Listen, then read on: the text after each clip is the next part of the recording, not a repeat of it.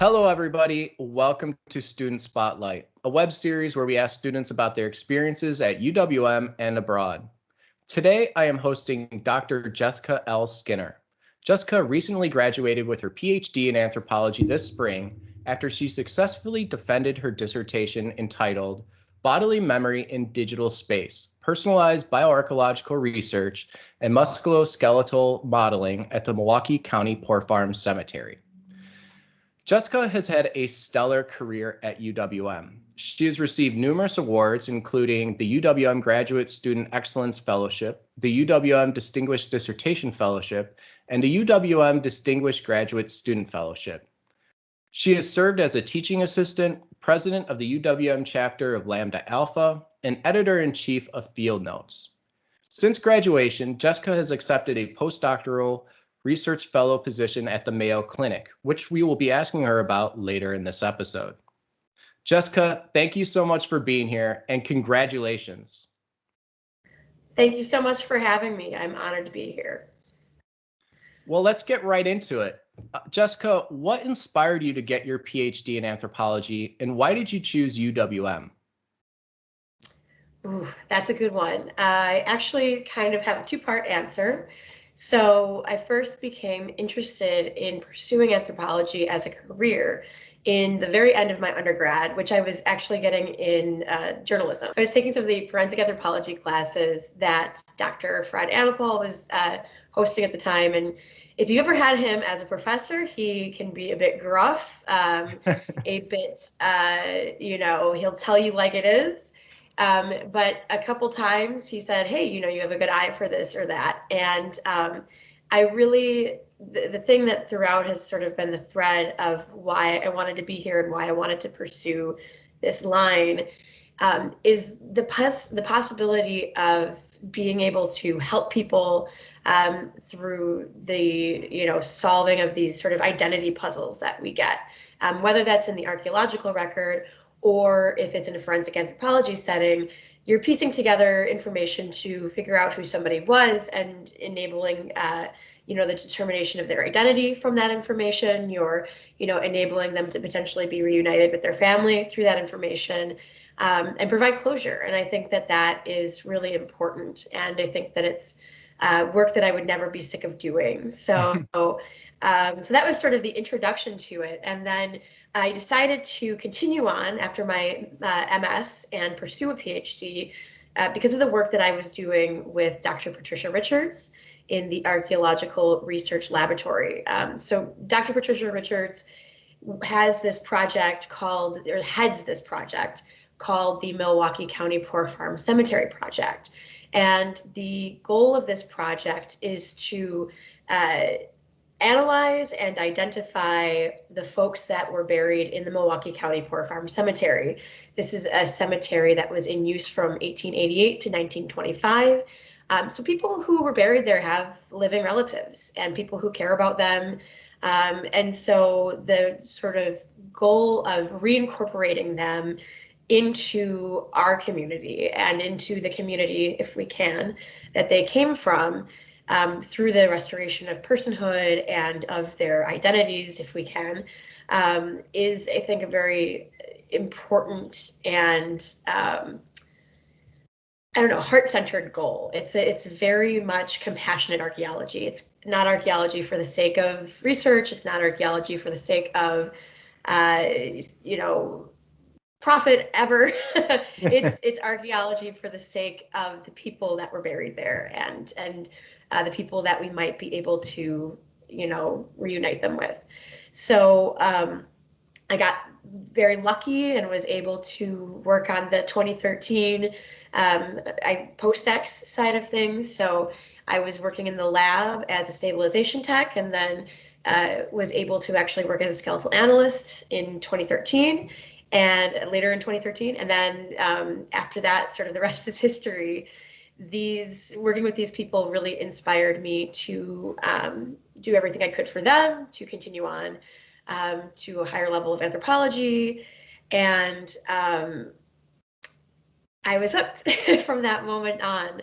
I just wanted to do everything I could that would benefit the project. So that's sort of where I am with that, and how I was inspired to do this.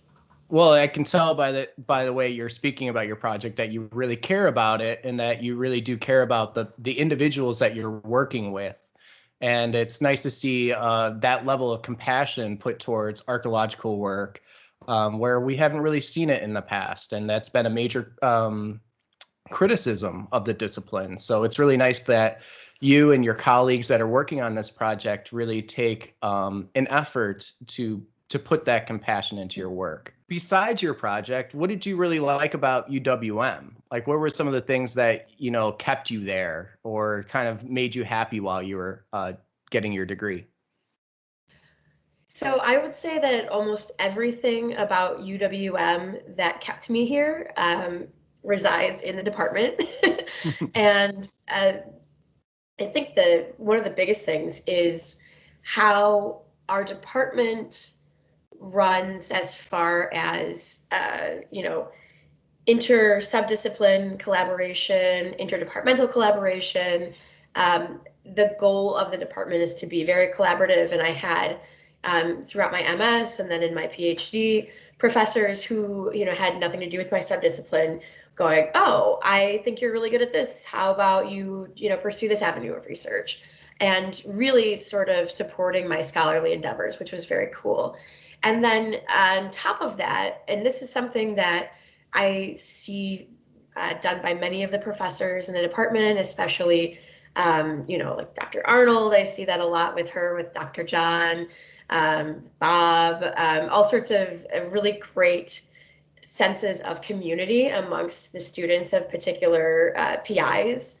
So, for instance, something that Dr. Richards really impressed upon us is that we're a team, and you go to a lot of programs, especially a lot of PhD programs, and it's super competitive, and you're unlikely to find friends in your colleagues because you don't know if you can trust them.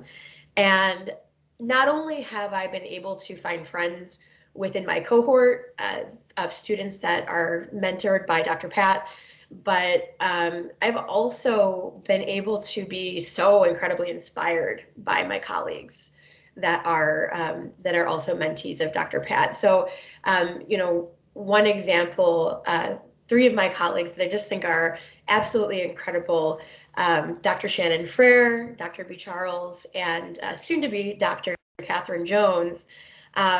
They put so much passion and so much heart into the work that they do at the MCPFC project.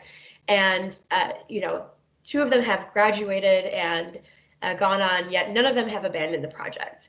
And the integrity that I see from them, and the, amount of passion and just sheer power of will that I see from my colleagues is really inspiring and incredible every day.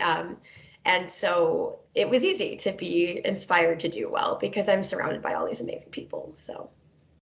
Yeah, I mean, I think you're absolutely right. I've been in programs where it's been extremely competitive and no one really got along. And I have to say, UWM's really not like that. Everyone's kind of out there to help each other because we know how hard it is to be in grad school, and there's just no reason to be mean. So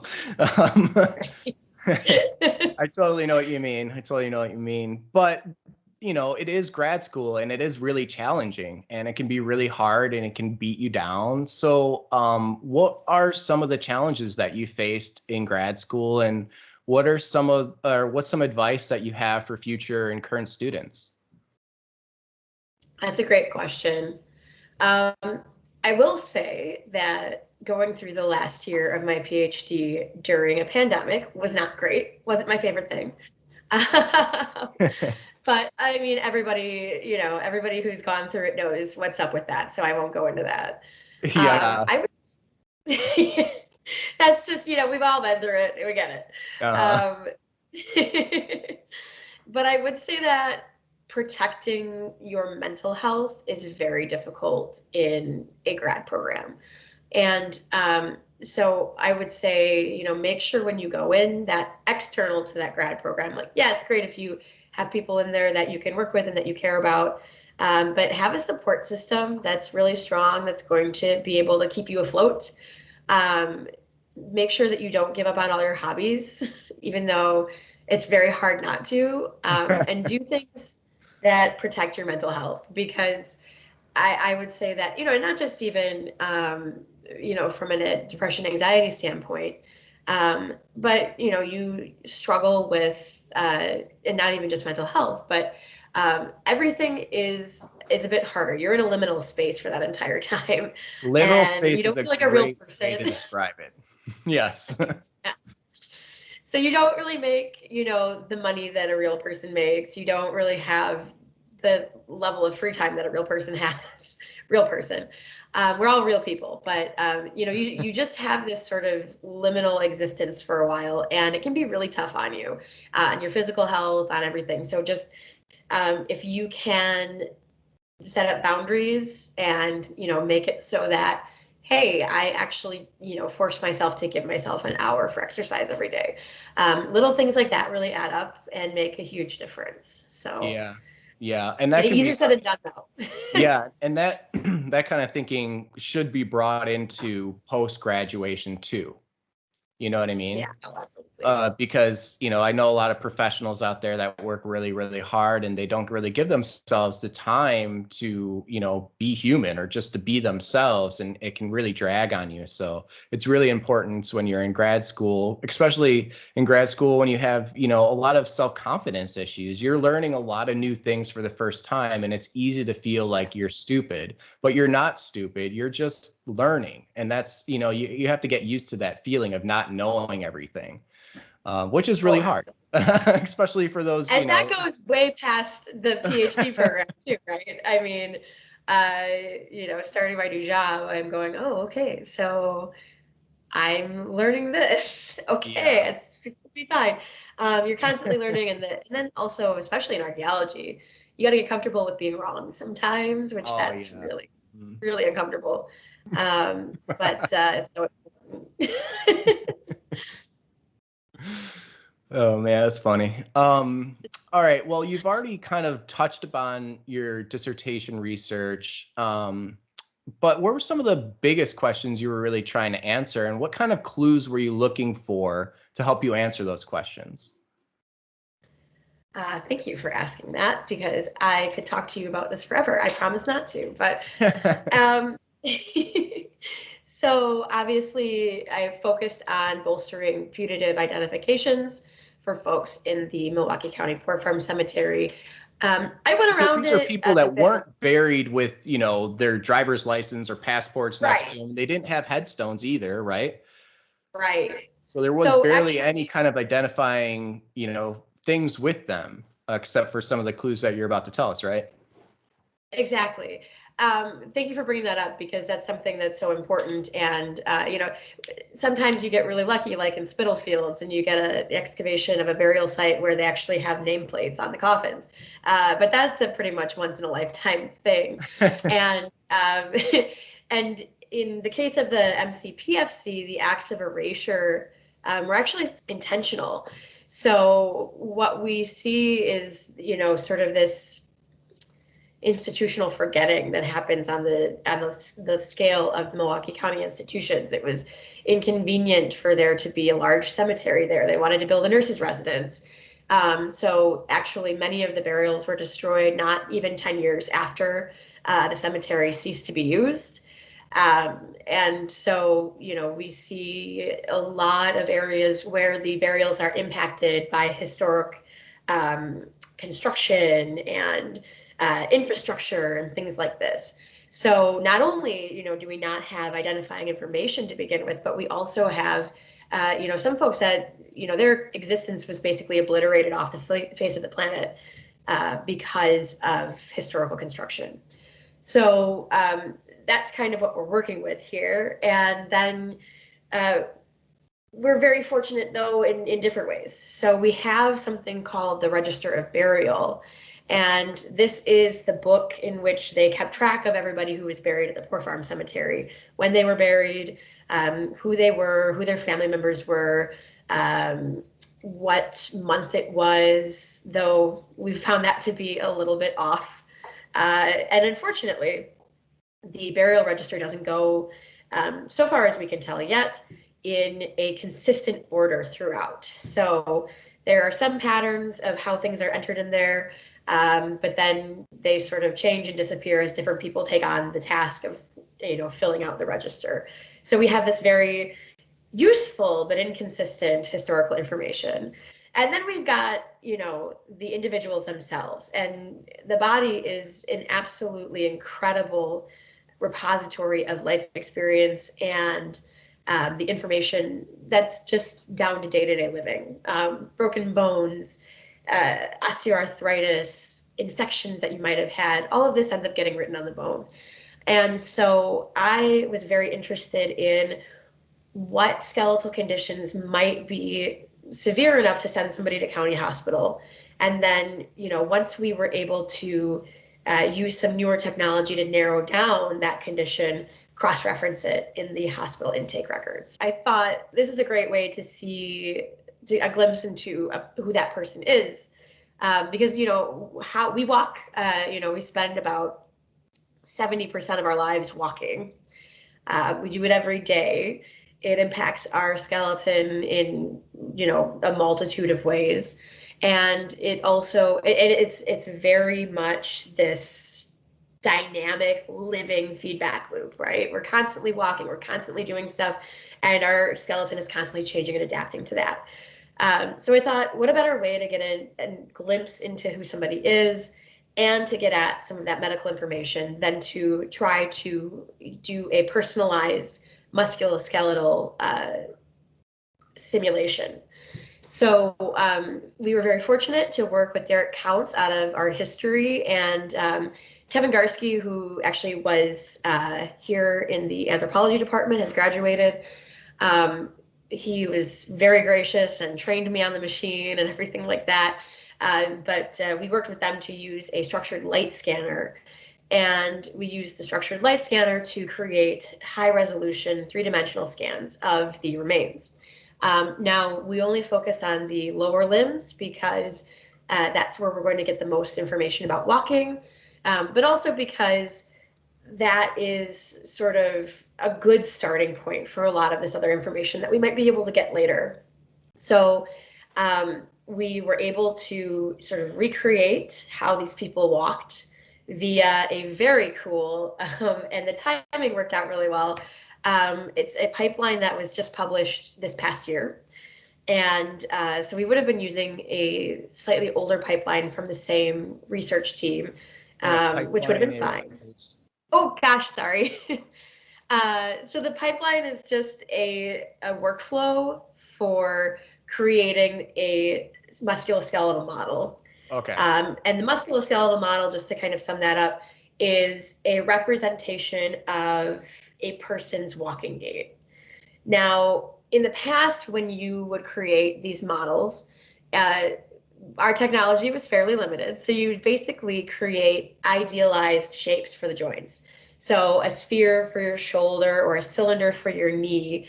And you would be a stick figure. And basically they would use these, so they'd capture your motion from motion capture cameras and force plates and things like that, get all that information from the living person, and then feed it into the computer and use simulations and the existing data to try to figure out, okay, well, what if we give this person a prosthetic? Or what is this person's risk for an injury from a jump fall or something like that? And we sort of wanted to do the opposite, right? We don't have a living person to get that information from. So we needed more detail on the other side of things.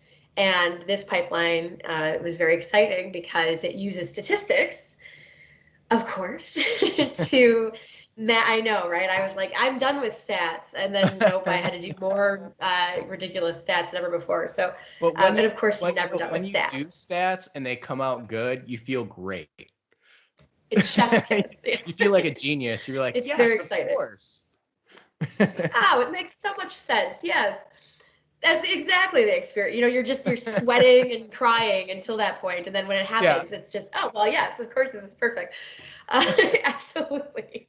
So it's cool. It uses nearest neighbor and parametric mapping, which are fancy words for comparing the numbers on a 3D shape to the like idealized shape.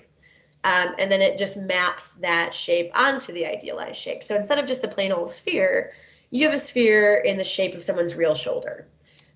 Same thing with the knee, the hip, the ankle, all that. And what this does for us, and then in addition, you get all of the length data of their skeleton. So how long are their femora? How tall would they be? All of that stuff you also get.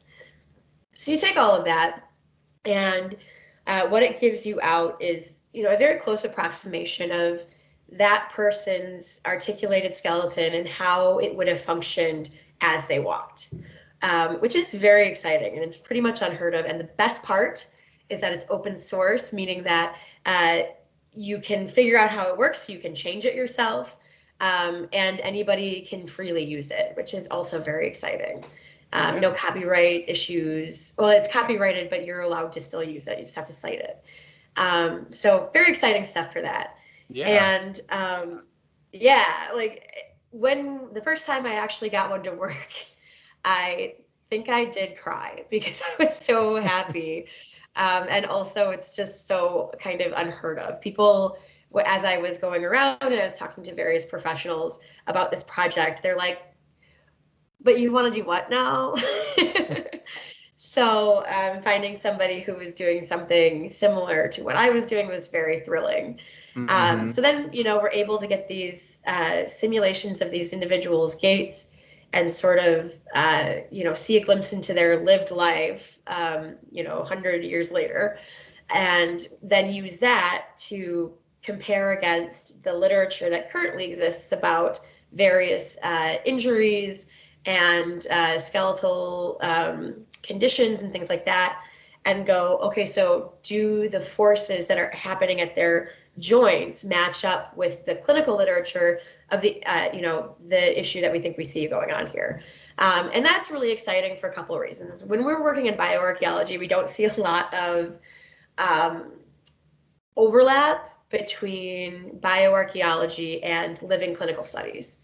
And this is a bit of a problem because people had, some of the same illnesses 100 years ago, 2,000 years ago, et cetera, but they were expressed, to a much greater magnitude because medical care was not what it is today, right? So we have, people having femoral acetabular impingement, which is a long fancy word for your femur head doesn't fit nicely in your hip socket and starts to create problems. But we have people, 100 years ago having that to such a great degree that their whole hip socket is changing shape, right? And so this is different, but we still can compare it, especially if we have this force data. And so what it allows us to do is sort of confirm what we think we see when we're looking at a skeletal assessment of somebody. And then on top of that, yeah, which is cool. I mean, that's sort of a newish thing, and that will need some, definitely some further research, but it's an exciting possibility. And then we're able to take that information and go to the hospital intake records and search for that thing. So my favorite example from this that sort of took us the farthest for somebody who didn't have any sort of putative identification, we had no identification information for this person starting out, is individual 10371, who had a patella that was sutured together with silver wire. Doesn't sound particularly nice, and it wasn't. It was not a great thing to have happen. It was likely fairly painful, and I won't get too into the medical procedures at the time, but there was a lot that they didn't understand about the tissues that surround bone. So they would scrape away any sort of tissue that was on the bone, and then this makes the bone very angry. It doesn't end well. As someone who's had knee surgery, I'm kind of cringing in my seat as you're talking about this. So yeah, I can imagine how painful that would have been. Oh, yeah. So I'm very happy for you that you had knee surgery in the current era. Me too. But yeah, so we were, very fortunate to have this very identifying procedure. It's pretty rare that people break their patella. And it's even more rare that they would have this specific surgical intervention for it. So Dr. John Richards was kind enough to run portable XRF on the silver wire fragments to determine that, in fact, they are pure silver. They're not an alloy or anything like that. And this really allows us to narrow down the time span, because prior to 1910, they were sort of experimenting with different types of wire. And right around 1910, there's sort of a consensus in the medical community that we are not going to mess around with other wire. The body rejects it. We have people dying. This is not good. And also, it's very fun sort of doing these lit searches for historical medical literature, because there's a lot of, it's a little less professional than it is today, and you see a little infighting sometimes. So one of my favorites is an article that's published about, this is the first instance of someone using a wire suture for a broken patella, and then another surgeon writes back, well, actually, I saw it performed in New York in September, so you're wrong. That's not the first. So you see things like that, which are pretty funny. But what we are able to do then, once we have all of that information, is really sort of narrow down where to look in those hospital intake records. And we right now have 2 candidates for to possibly be the individual that is. One person was only at the hospital for 4 months, which sounds like a long time, but depending on the type of procedure and everything like that, it depends on how long you'd end up there. The other person was there for 9 months, and that would be much more in line with the healing time required for this procedure. So we're doing further research on that to really sort of get a handle on that putative identification. But we have some hope that, we can figure out who that is. And it also allows us to refine the temporality of that area of the cemetery. Because if we can really nail down when that silver wire was used and, when it started being used, it didn't ever really stop being used. So that, unfortunately doesn't give us an upper limit. But that allows us to really refine the temporality in that section of the cemetery. It's sort of like having a coin in one's pocket.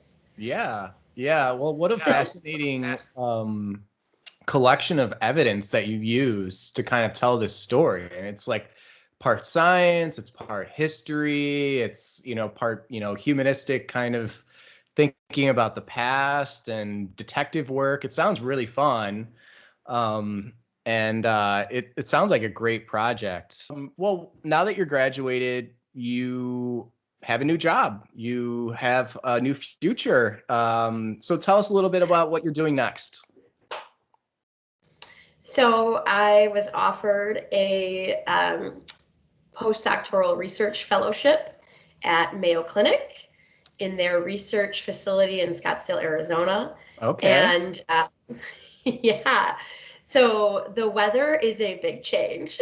No, I can't. Yeah, I'm currently wearing a coat indoors, so that can tell you what it's like in Milwaukee right now.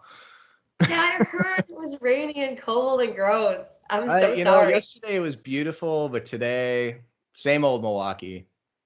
That fog rolling in off of Lake Michigan. Actually, I'm gonna miss that. You can come back. So yeah, it's 104 here right now. So, but we'll survive. My PI started talking about there being a point where that doesn't cool off at night anymore. I think that my Wisconsin heart just, turned to stone a little bit when I heard that. It doesn't get cold. What? It always gets cold. What are you talking about? So yeah, I'm very excited, feel very fortunate to be working on this project. It's a National Institute of Justice grant to basically we're working up a scoring method to assess SEM, so scanning electron microscope images, and scanning electron microscopy basically is a very fancy type of microscopy that you do in a machine that looks a little like a microwave. And it is awesome because it gives you a 3-dimensional surface of the bone in great detail. When you see images of viruses or blood cells and they have all that sort of, it looks very hyper realistic and gritty and stuff like that. That's usually an SEM image. So So we're looking at those type of images of the fracture surfaces of bone at different stages of perimortem and postmortem. So, we're looking right around the time of death, and then we're looking at certain periods after death based on something called accumulated degree hours. And this basically is just a way to proxy time since death, because what happens when a person decomposes is the enzymes and bacteria that start causing you to decompose cause the body to raise in temperature. And so it accumulates temperature, essentially. And so as we see increased amount of degree hours accumulating, those are associated with greater times since death. And so we are looking very closely in the post-death interval. So in the first, few hours to few days. And the reason that we're doing this is we're really trying to nail down that distinction between injuries that happen when somebody is still alive and therefore may be part of cause of death, and injuries that happened after somebody died. And so the hope from this is that we'll have this very lab controlled, very specific scoring method that can then be applied as a baseline when people are working in experimental or real life conditions. Okay. And actually would be useful for taphonomy for archaeologists. So. Oh, okay. So it's got, modern, okay, you can solve modern crimes and ancient crimes, perhaps. Well, that's really fascinating. And how long is that postdoc for? 2 years. 2 years. All right. All right. Well, I look forward to seeing what comes out of that. And we'll have to have you come back and tell us all about what you found out. Happily. Well, thanks again, Jess. It's been great to talk to you, and I wish you the best in the future. And like I said, don't be a stranger. Come on back. Thank you so much, Pete. It was great to be here, and I really hope you have a great one. Thank you. Well, that is all for Student Spotlight. Catch us next time. Take care.